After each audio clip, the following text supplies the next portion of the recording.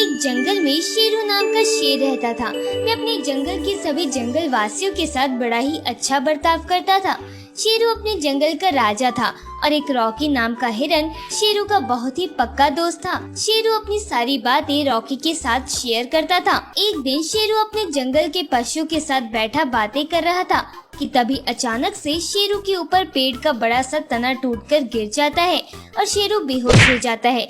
Rocky और जंगल के सारे पशु शेरू को बेहोश देखकर घबरा जाते हैं। शेरू, तुम्हें क्या हो गया है? उठो, आंखें खोलो ना। रॉकी, तुम परेशान मत हो, शेरू को कुछ नहीं हुआ, थोड़ी देर में शेरू को होश आ जाएगा। रॉकी भाई, तुम परेशान मत हो, मैं अभी अपने सूंड से पानी भर के लाता हूँ और शेरू के ऊपर डालता हूँ, जिससे शेरू को जल्दी होश आ जाएगा। रजत हाथी अपनी सूंड में पानी भरकर लाता है और शेरू के ऊपर डालता है। कुछ देर बाद शेरू को होश आ जाता है और शेरू उठकर बैठता है। क्या हुआ? तुम सब अभी तक यहीं पे हो, अपने घर क्यों नहीं गए? अरे शेरू, तुम्हारे होश में आने का इंतजार कर रहे थे। पता है, जब तुम बेहोश हुए थे तो हम सब कितने परेशान हुए थे और सबसे ज्यादा तुम्हारा दोस्त रॉकी परेशान हुआ था। हाँ, मैं तो कुछ ज्यादा ही परेशान हो गया था। मेरा इस जंगल में शेरू के अलावा कोई भी नहीं है। मैं शेरू को इस साल में नहीं देख सकता था, लेकिन मुझे समझ में ही नहीं आ रहा था कि ये पेड़ का तना गिरा कैसे। मैं ऊपर का पेड़ देखकर बताता हूँ कि आखिर ये तना टूटा कैसे। बंटी बंदर जल्दी से पेड़ के ऊपर चढ़ता है और चारों तरफ देखता है, लेकिन बंटी बंदर को कुछ भी नहीं दिखता। रॉकी, मैंने तो ऊपर पूरे पेड़ देख डाला, लेकिन मुझे कुछ भी नहीं दिखा। ये पेड़ अपने आप ही टूटकर गिरा है। कोई बात नहीं भाइयों, तुम लोग परेशान मत हो, जाओ अपने घर जाओ, मैं बिल्कुल ठीक हूँ, बस थोड़ा आराम करना चाहता हूँ। जंगल के सारे पशु अपने राजा की बात सुनकर अपने अपने घर चले जाते हैं, लेकिन रॉकी हिरन वहीं पर खड़ा रहता है। क्या हुआ रॉकी, तुम अपने घर नहीं जाओगे क्या? नहीं, मैं आज रात तुम्हारे पास ही रहूँगा। सारी रात रॉकी शेरू के साथ ही रहता है और सुबह उठकर अपने घर आ जाता है। ऐसे ही कुछ दिन बीत जाते हैं और एक दिन जंगल में राजू भालू की लाश मिलती है। भालू की लाश बहुत ही बुरी तरह से जख्मी थी, लेकिन ताज्जुब की बात यह थी कि भालू को शिकारी ने खाया नहीं था, सिर्फ उसे घायल करके मार डाला था। सभी लोग बड़े परेशान हो जाते हैं, क्योंकि इस तरह से बबली लोम की भी लाशें मिलती हैं। इस तरह जंगल में कई लाशें मिलती हैं जो सिर्फ घायल और मरी हुई थी। शिकारी ने किसी को भी खाया नहीं था। जंगल के पशु परेशान हो जाते हैं कि ऐसा कौन पागल शिकारी है जो जानवरों को सिर्फ मार रहा है, उन्हें खा नहीं रहा। एक दिन बंटी बंदर अपने पेड़ से देखता है कि साहिल भेड़िया किसी से बचने के लिए दौड़ रहा है। ये शेरू साहिल को क्यों दौड़ा रहा है? मुझे तो कुछ गड़बड़ लग रही है। तभी बंटी बंदर देखता है कि शेरू ने साहिल भेड़िया को दबोच लिया और उस पर अपने पंजों से वार करके उसे मार डाला और उसकी लाश को बिना खाए ही वह छोड़कर चला गया। अच्छा, ये सारा किया धरा शेरू का है। मुझे ये बात सारे जंगल वासियों को बतानी पड़ेगी। बंटी बंदर जल्दी से जंगल में आता है और सारे जंगल वासियों को सारी बात बता देता है। सारे जंगल वासी शेरू को पागल घोषित करते हैं और उसे मारने का प्लान बनाते हैं। नहीं, शेरू ऐसा नहीं कर सकता, और अगर उसने ऐसा किया भी है तो जरूर उसके दिमाग पर उस दिन जो पेड़ गिरा था उसके तने की वजह से गहरी चोट आ गई होगी, जिस वजह से हमारा शेरू पागल हो गया है। तुम लोग उसे मारोगे नहीं, मैं अपने शेरू को एक अच्छे डॉक्टर के पास ले जाऊंगा। अगर तुम भी उस पागल शेरू के पास गए तो तुम्हें खुद मार डालेगा। मैं तो रोज ही उसके पास जाता हूँ, उसने तो मुझे कभी नुकसान नहीं पहुँचाया। तुम लोग परेशान मत हो, मैं शेरू को लेकर इस जंगल से बहुत दूर चला जाऊंगा, तुम लोग आराम से रहो। रॉकी शेरू को लेकर एक बड़े से अस्पताल में जाता है और डॉक्टर शेरू के पागलपन को ठीक कर देता है और शेरू बिल्कुल पहले की तरह ठीक हो जाता है और वापस अपने जंगल में आकर खुशी खुशी रॉकी शेरू के साथ रहने लगता है। शेर की माँ हिरन। एक जंगल में बहुत सारे पशु पक्षी रहा करते थे।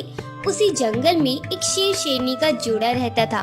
शेरनी जब गर्भवती थी तो अचानक से उसके पति के ऊपर हमला होता है और उस गर्भवती शेरनी के पति को दूसरे जंगल के शेरों का झुंड मिलकर मार डालता है। शेरनी अपनी और अपने बच्चे की जान बचाकर दूसरे जंगल में आकर रहने के लिए कोई जगह तलाश करने लगती है। उसी जंगल में एक हिरन अपने छोटे छोटे बच्चों के साथ घास खा रही थी। तभी शेरनी वहाँ आती है। शेरनी को देखकर हिरन के बच्चे डर जाते हैं और हिरनी भी पीछे छुप जाती है। मुझसे मत डरो हिरनी बहन, मेरा नाम नीतू शेरनी है। मेरे पति को एक शेरों के झुंड ने मिलकर मार डाला। मैं गर्भवती हूँ और कुछ ही दिनों में मेरा बच्चा इस दुनिया में आ जाएगा। बस मुझे कुछ दिन छुपने की जगह चाहिए, हो सके तो मेरी थोड़ी मदद करो। हिरनी शेरनी की बात सुनती है। हिरनी भी एक माँ थी, इसलिए हिरनी शेरनी की मदद करने के लिए तैयार हो जाती है। ऐसे ही 2-3 दिन गुजर जाते हैं और नीतू शेरनी अपने बच्चे को जन्म देती है। जन्म देने के तुरंत बाद ही नीतू शेरनी की मौत हो जाती है। तभी रूबी हिरनी नीतू शेरनी के बच्चे को गोद में उठाती है और नीतू शेरनी के मरे हुए शरीर की तरफ देखकर कहती है, तुम्हारी माँ इस दुनिया में नहीं है तो क्या हुआ, आज से तुम्हारी माँ मैं हूँ और मेरे तीनों बच्चों की तरह ही मैं तुम्हें भी अपना बच्चा मानूंगी। आज से तुम्हें सब शमशेर कहकर बुलाएंगे। कुछ दिन बीत जाते हैं। रूबी ने अभी तक शमशेर को सभी जंगल वासियों से छिपा कर रखा था, लेकिन अब शमशेर धीरे धीरे बड़ा हो रहा था। एक दिन शमशेर चुपके से अपनी माँ रूबी हिरनी की नजरों से बचकर घर से बाहर निकल जाता है और जंगल में घूमने लगता है। तभी रामू भालू शमशेर को देखता है और जोर जोर से चिल्लाकर सारे जंगल के पशुओं को इकट्ठा कर लेता है। जंगलवासियों, हमारे जंगल में कोई शेर घुस आया है, सभी लोग सतर्क हो जाओ।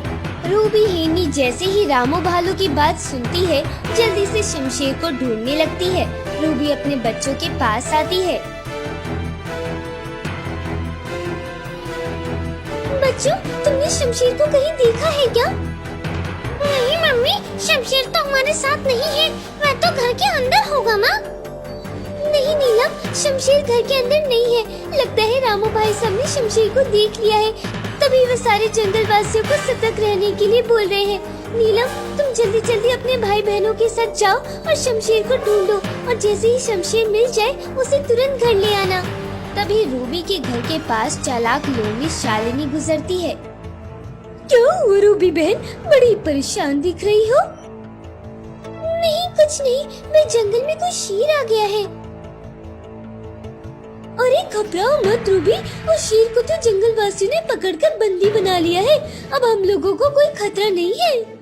कहाँ बंदी बनाए हैं जंगल वासियों ने शेर को? जंगल के बीच एक जाल में फंसाकर उसे बंदी बना लिया है। रूबी जैसे ही शालिनी लोमड़ी के मुंह से ये बात सुनती है, रूबी दौड़ती हुई जंगल के बीच में पहुंचती है और देखती है कि शमशेर को जंगल के सारे पशुओं ने मिलकर कैद कर लिया है। रूबी दौड़कर शमशेर के पास आती है और उसे जाल से आजाद करती है। रूबी हिरनी, ये क्या कर रही हो तुम? इस शेर को आजाद क्यों किया? ये हम लोग के लिए खतरा हो सकता है। खबरदार, अगर किसी ने मेरे बेटे को बंदी बनाने की कोशिश की, ये शमशेर मेरा बेटा है, ये किसी को कोई नुकसान नहीं पहुंचाएगा। रूबी, तुम पागल हो गई हो क्या?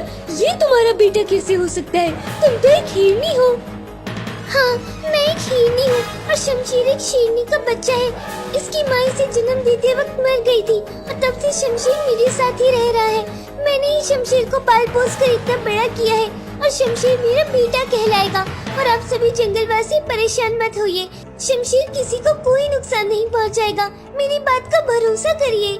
ठीक है रूबी बहन, तुम्हारे ऊपर भरोसा कर रहे हैं, लेकिन हमारी एक शर्त है। अगर शमशेर ने किसी को भी नुकसान पहुंचाया, तुम्हें और तुम्हारे पूरे परिवार को इस जंगल से निकाल दिया जाएगा। ठीक है, मुझे तुम्हारी शर्त मंजूर है। सारे जंगलवासी रूबी और शमशेर को जंगल में रहने देते हैं। शमशेर किसी भी जंगलवासी को नुकसान नहीं पहुंचाता और रूबी अपने चारों बच्चों के साथ खुशी खुशी जंगल में रहने लगती है। बुद्धिमान हिरन और दुष्ट शेर। एक बड़े से जंगल में बहुत सारे जानवर रहा करते थे। उसी जंगल में एक हिरन का छोटा सा परिवार था, जिसमें सोनू हिरन अपनी पत्नी रीटा हिरनी के साथ खुशी खुशी अपना जीवन बिता रहा था। कुछ सालों बाद रीटा और सोनू के 2 बच्चे होते हैं। रीटा और सोनू अपने दोनों बच्चों का नाम रिंकू और मिंटू रखते हैं। रिंकू हिरन तो बहुत ही सीधा था, वहीं मिंटू हिरन बहुत ही बुद्धिमान और चतुर था। एक दिन जंगल में एक दुष्ट शेर घुस जाता है, जिसका नाम बबलू शेर था। बबलू शेर बड़ा ही दुष्ट था। वह जानवरों के छोटे मासूम बच्चों को मार डालता था। उस दुष्ट शेर से जंगल के सभी पशु पक्षी डरने लगे थे। कोई भी पशु उस दुष्ट शेर का मुकाबला करने के लिए राजी नहीं था। जंगल के सभी पशु अपने बच्चों को अपने साथ ही रखते थे। क्योंकि जंगल के सारे पशु इतना ज्यादा बबलू शेर से डर चुके थे कि कोई भी पशु अपने बच्चे को अकेला नहीं छोड़ता था।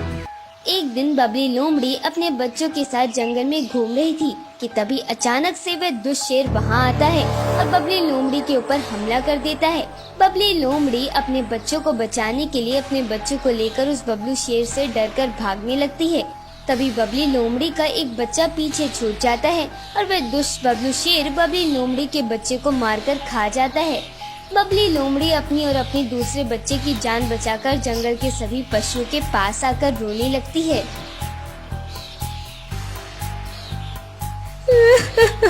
उस दुष्ट शेर ने मेरे बच्चे को मेरी आंखों के सामने ही खा लिया और मैं कुछ नहीं कर पाई।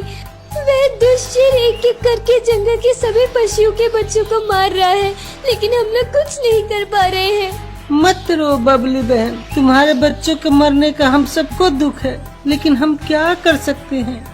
वो दुष्ट शेर ही इतना शक्तिशाली है कि हम सब मिलकर भी उसका मुकाबला नहीं कर पाएंगे। नहीं रामू भाई, अगर हम सब एकजुट होकर उस दुष्ट शेर को मजा चखाए ना, तो कैसा रहेगा। जब हम एक साथ मिलकर उस पर हमला करेंगे ना, तो वो बचकर भाग ही नहीं पाएगा। नहीं सोनू हिरण, ऐसा मत सोचो। वो दुष्ट शेर बड़ा ही फुर्तीला और ताकतवर है। हम सबको उसके साथ भिड़ना महंगा पड़ सकता है। हाँ, रिंकू के पापा, बबली बहन सही कह रही है। हमें उस दुष्ट शेर से दुश्मनी मोल लेना ठीक नहीं होगा। हम सब यही कर सकते हैं कि हम सब दुष्ट शेर से दूर रहें और उससे अपने बच्चों को दूर रखें। हम सिर्फ सतर्क रह सकते हैं। मैं तो बस यही कह रहा था कि एक बार कोशिश करने में क्या जाता है। हो सकता है शायद हम उसे मात दे दें और उस दुष्ट शेर को अपने जंगल से भगा दें। तभी अचानक से वह दुष्ट शेर वहाँ पर सारे पशुओं के बीच आ जाता है। वह उन लोगों की बातें भी सुन लेता है और गुस्से से गुर्राता है। तो सारे पशु उस दुष्ट शेर को देखकर डर जाते हैं और अपने अपने घर की तरफ भागने लगते हैं। लेकिन वह दुष्ट शेर सोनू हिरन को पकड़ लेता है और सोनू हिरन की गर्दन पर अपने दांत गड़ाकर सोनू हिरन को घूर के देखने लगता है। अच्छा, तो तुम सोच रहे कि तुम मुझे मात दे सकते हो? बड़ा ही गलत सोच रहे थे। अब पता चलेगा, क्योंकि मैं तो तुम्हें बहुत बड़ा समझदार समझता था, लेकिन तुम तो बड़े ही नासमझ निकले। देखो, बेकार में तुम्हें अपनी जान गंवानी पड़ रही है। इतना बोलकर वह दुष्ट शेर सोनू हिरन की गर्दन पे वार करता है और सोनू हिरन वहीं मर जाता है। सोनू हिरन को मरता देखकर दुष्ट शेर, तूने मेरे सोनू को मारकर अच्छा नहीं किया। मैं तुझे जिंदा नहीं छोड़ूंगी। वो शेर गुस्से से रीटा की तरफ देखता है और फिर तेजी से रीटा की गर्दन पर भी अपने मजबूत नाखून वाले पंजे से वार करता है और रीटा की भी वही मौत हो जाती है। रिंकू हिरन वही पास में छिपा अपनी माँ और बाप की मौत देखकर रोने लगता है। वही मिंटू रोता हुआ गुस्से से उस शेर के सामने जाता है। ए दुष्ट शेर, तुमने मेरे माँ बाप को तो मार दिया। बहुत बूढ़े थे। मुझे पकड़कर दिखाओ, मैं तुम्हें बहुत शक्तिशाली मान लूंगा। शेर मिंटू की चेतावनी सुनकर गुस्से से तेजी से मिंटू के पीछे भागने लगता है और मिंटू दौड़ता दौड़ता चट्टान की काफी ऊंचाई पर चढ़ जाता है और उस चट्टान के किनारे पर आकर रुक जाता है। छोटे बच्चे, तुमने मुझे चेतावनी दी थी और खुद तो तुम यहाँ फंस गए। अब मुझसे बचकर कहाँ जाओगे? तुम्हें तुम्हारे मम्मी पापा के ही पास भेज देता हूँ। तुम्हारी मौत भी लग रहा मेरे हाथ में ही लिखी है। और वह दुष्ट शेर उस ऊंची चट्टान से गिरकर मर जाता है और बुद्धिमान मिंटू हिरन इसी तरह अपनी बुद्धि का इस्तेमाल करके अपने माँ बाप की मौत का बदला भी ले लेता है और उस दुष्ट शेर के आतंक से जंगल को आजाद कर देता है और सारे जंगलवासी एक बार फिर से खुशी खुशी एक साथ रहने